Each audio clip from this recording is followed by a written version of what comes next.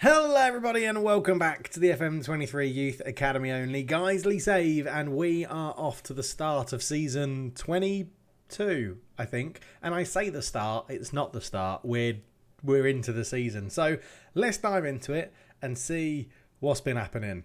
Not much, well, a little bit. Let's have a look. Right, here we are then, new season, new kits. That's the first thing to look at, and we've gone for a bit more of a basic Adidas approach. I can't remember how many times I've used Adidas, how many times I've used Nike, how many times I've used Hummel, how many times I've used anything, really. But all I do know is that Football 365 are generally our sponsor for everything. I think Football 365 and Tifo Football are probably the two most visited things I do around football, so they're getting on there. So maybe Tifo will get a game at some point. Interestingly, you can just see it.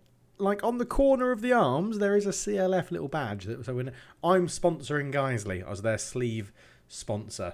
So yeah, let's see how that does for this season. But looking at the season, all the eagle-eyed amongst you might realise that we have had a slight boost to our training facilities and our youth recruitment, which is good. Youth recruitment is now 3.5 star. Junior coaching still the maximum it can be at 5, which is amazing. We have obviously our new Guiseley Stadium built in 2043, which is awesome. We have me as the manager, Connor, still faceless Connor, for some reason that won't fix, as the captain. We have Supreme Dave as the vice captain, and Charlie Carter Nelson is our key player, who is the striker, which is replacing Crimson Mori, who is on loan in our division. Yay. So we're going to be facing you, Crimson. You're going to stay as Crimson. You're going to stay at Everton for a little bit, and then we'll move your name just when we figure out what sort of thing Everton are going to do with you. But yeah, we are 14th in the championship. It's been a pretty good start. 18 games in, 5 wins, 7 draws, 6 losses, a -5 goal difference, 22 points. And we know if we keep that points total above the games played, we'll generally stay in the division, which is useful. But, you know, with the start we've had, potentially we're aiming higher up, maybe mid-table this year. Who knows? Again, the championship is sliding down in terms of reputation, which is very irritating. But given the fact we're not trying to bring players in, it doesn't really matter all that much. But yeah, 22 points from 18 games, and it's been pretty interesting to start, to be honest. Big pre-season, as we always do. We played Everton. They beat us 3-1 in the friendly arrange because of the Crimson Mori transfer. And because money isn't too much of an issue, we didn't get too many massive teams in, even Crystal Palace not drawing that much of a big crowd at our new stadium. But we started off with a 0-0 draw against Fulham, which was pretty good, playing the 4-2-3 DM wide. Then we went to a strikerless formation and beat Middlesbrough 3-1, trying something new there with my readings and watching of other streamers. Strikerless is apparently quite powerful against certain systems. This since the winter update. Played Ipswich and won 2-1, played Bristol City, drew 1-1, beat Hartlepool on penalties in the FL Cup second round. So a good start, 5 games unbeaten. Then Derby came to town, or we went to Derby, and they beat us 4-2. And then 3 draws on the bounce, 1-1, 0-0, 1-1 for this 4-1-4-1 asymmetric system we were using when one of our strikers got injured. So we only had one option up front, so we had to make it a little bit more balanced in terms of getting our striker to have 90 minutes, which was pretty interesting. And then we lost to Stoke 2-1 in the FL Cup third round. We lost to Coventry at home 3-1, who just seemed to be such a good team in FM this year. We beat Salford 4-0, going back to a strikerless system. We then lost to Stoke 6-1, playing a strikerless system, which that sort of put me off it. But we stuck with it and beat AFC Wimbledon 2-1, which was lovely, and then lost to Barnsley. So I thought, nah, let's change this up. And you'll see that for the last 5 games, with 2 wins, 2 losses, and a draw, we've gone back to a 4-2-3-1 DMAM wide. But it has had a little tweak to the system. So the reason, just going back to the schedule screen quickly, the reason we did a few games against lots of varying different opposition, as you'll see, 4-3-3 DM, DM, 4-2-3 MDM wide, 4-4-2, 5-2-3, 4-3-3, 5-2-2-1. We were trying to get different games against different sort of opposition and different levels, different abilities, different formations to try and see what we could do. And we were tweaking this 4-2-3 DM AM wide all the way through, and we've been tweaking it through the season. And now what we've gone with is a slightly more attacking, space filling, pressuring 4-4-2. Not much has changed in terms of the instructions that we've been using. We'll talk about them in a minute. But the big change is from a ball winning midfielder, we've now gone to a regista, which is a heavy pressing playmaker, basically, is the best way to describe it. He will push into this space, the playmakers, but you'll notice they're both on support. The wing backs have come off attack. They are now both on support, so we're not throwing those too far up into possession either, or out of position, I should say. And everybody else pretty much remains as it was. Yeah, then we have a slight tweak up front. A poacher with a shadow striker sitting behind is something we've always done. It's normally a poacher or an advanced forward, depending on who plays. But as we've got two very good poachers, it's a poacher now. We need to get the best out of Kai Harding. He is one of our better players, so he starts on the wing in his favoured position, and it is working pretty well for him. And then we have an inside forward on the left-hand side who's on support to help with the defensive duties on this side. Arguably, you could say these two should switch over so the register press is a bit more on the side that's got a bit more defence, but this seems to be working pretty well out here. Right, then the instructions. So we play out of defence because keeping possession is crucial, even if you're a pretty rubbish team. And then we slightly shorter, move it up the pitch quicker to get our front players involved as early as possible without just hoofing it. And we focus play down the left. Now, you might think that's a bit strange, given that we have a winger on attack. But what we want to do is focus the play down here. Now, if we're playing against the 4-3-3 DM wide, we actually focus it down both flanks to try and get away from their holding midfielder. But normally, what we want to do is focus it down the left so that our ball is going in and around the playmaker a little bit more than the register.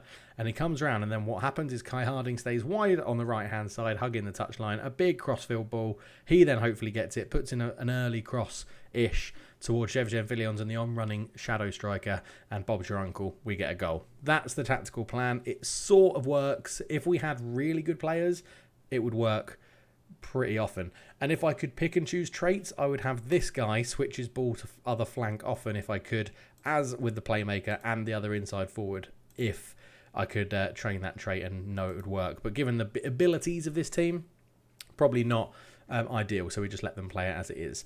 We distribute to the flanks. Our best players are on the flanks. We want the ball to go wide.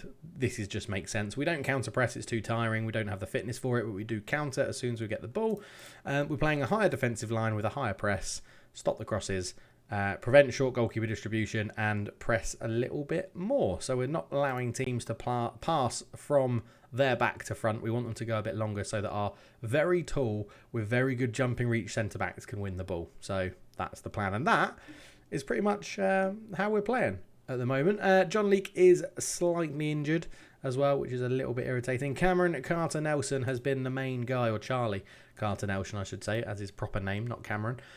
He has been our leading man up front, 5 goals in 12.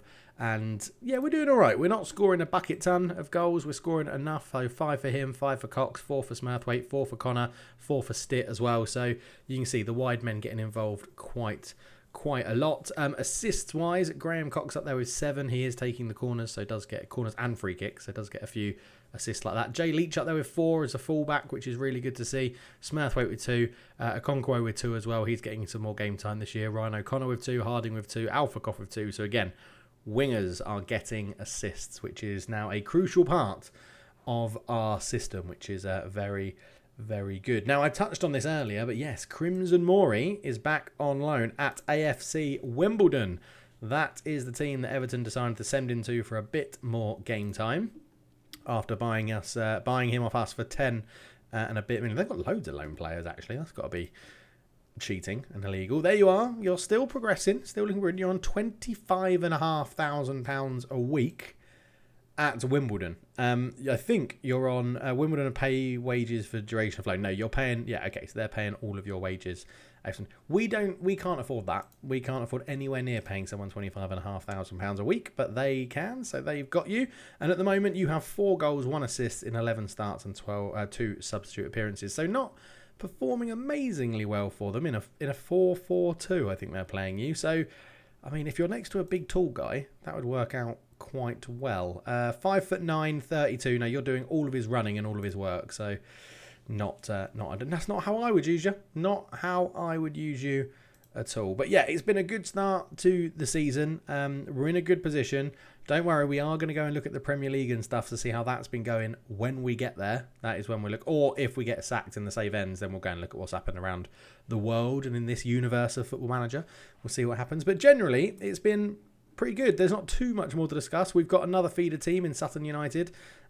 We've now got two. So we've got Sutton United and Radcliffe. Sutton United, I picked them because they had the best training facilities on offer of all the other teams. So they're in, even though they're not amazing. But we're sending some players there. As you can see, Tom Forrest and Yahya Zahir to try and get some first team football with them. So that was a bit of news to talk about. We've had, as I said, a bit of board involvement and spending some of the Crimson Mori money.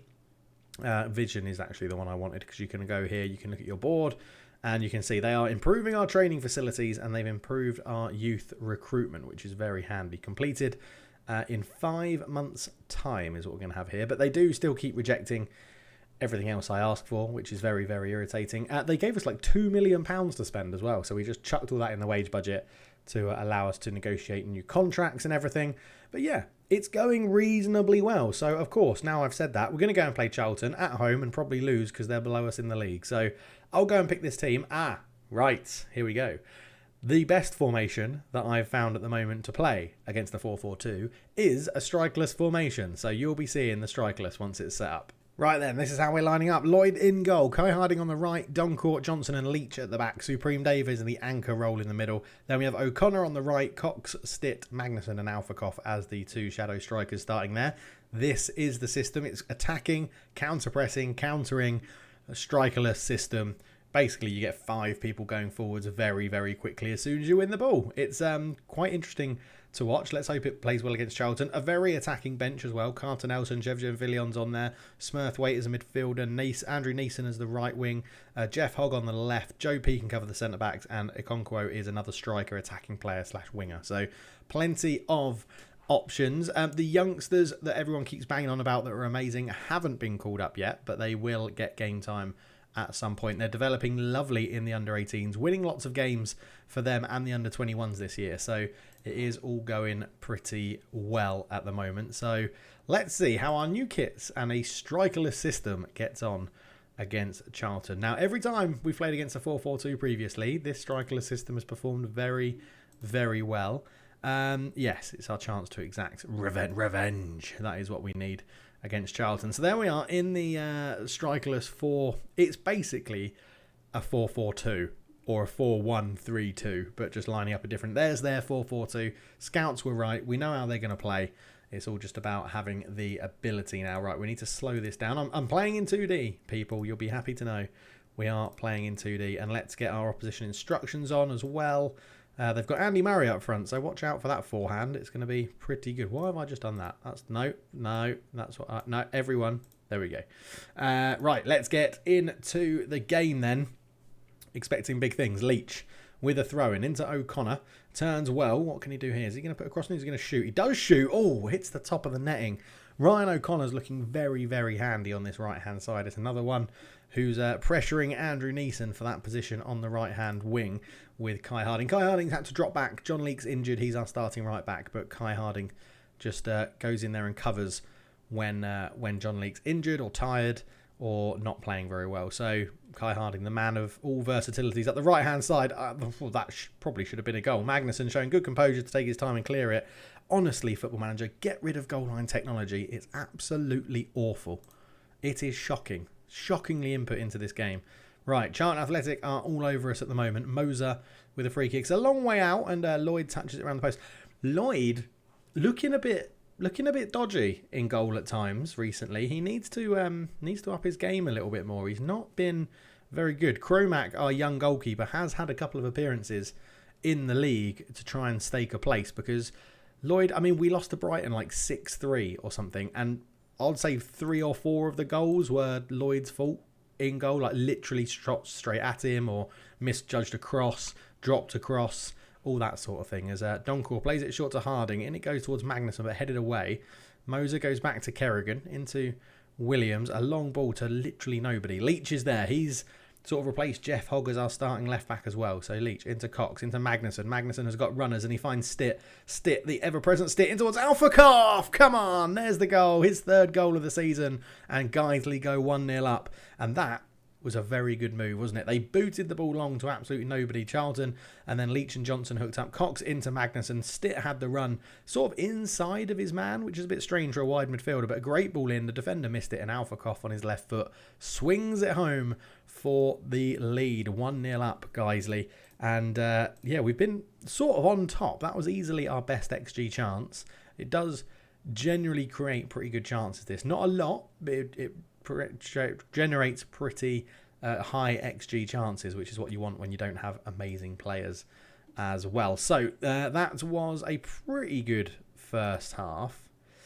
I'm going to say I'm not happy, and they love it. Let's get back out there and show us why we should be playing better then. So demand more if they're happy that I've said we should be playing better than this. Charlton having a very good chance straight from the half whistle there as Lloyd takes a good goal kick out to Leach. Interesting first touch, keeps it in play, and he cuts in field.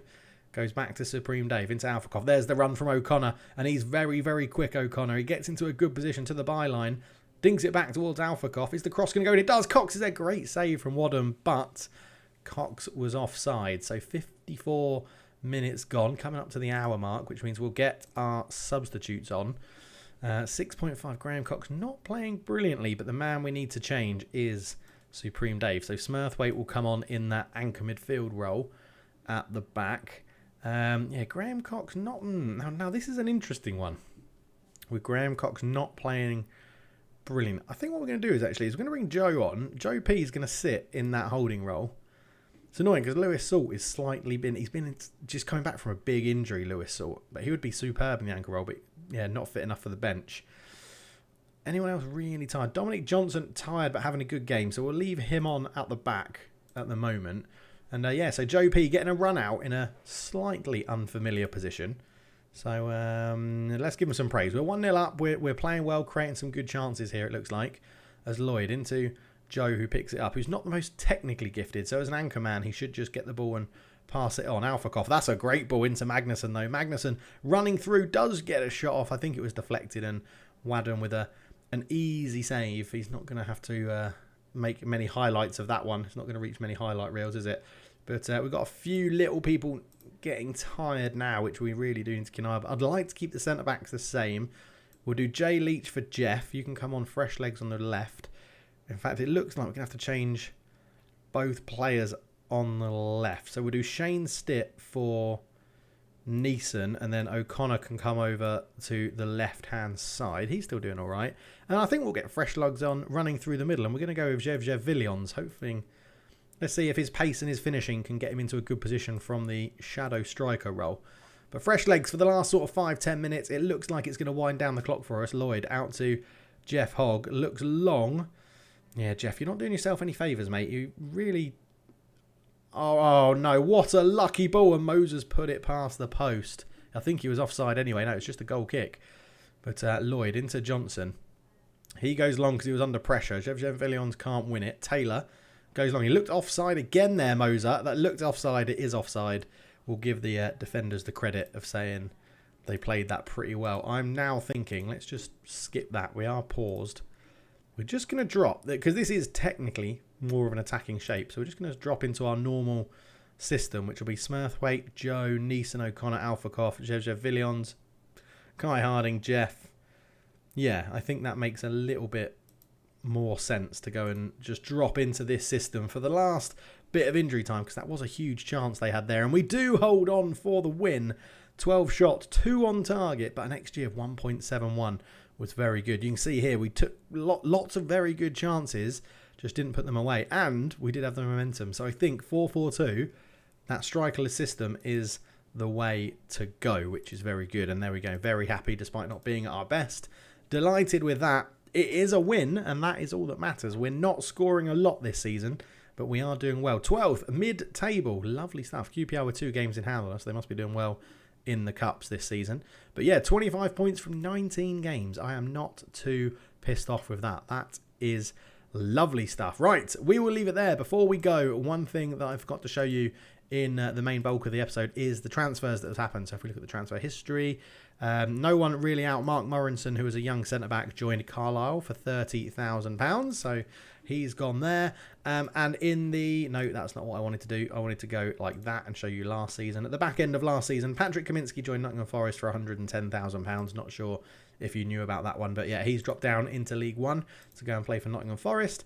And we also had Marquez. Desedo Marquez has gone and joined Scunthorpe as a right-winger striker. I don't know if he's playing for them. 1 appearance, a 7.1 with an assist. So loving life, dropping down to League 2 is Desedo Marquez. So again, we are, and they've put him on the transfer list. What a strange... The AI is so strange. Transfers to 31. I mean, they're just bonkers. They're just bonkers. I mean, he's played 1 game and did really well for you.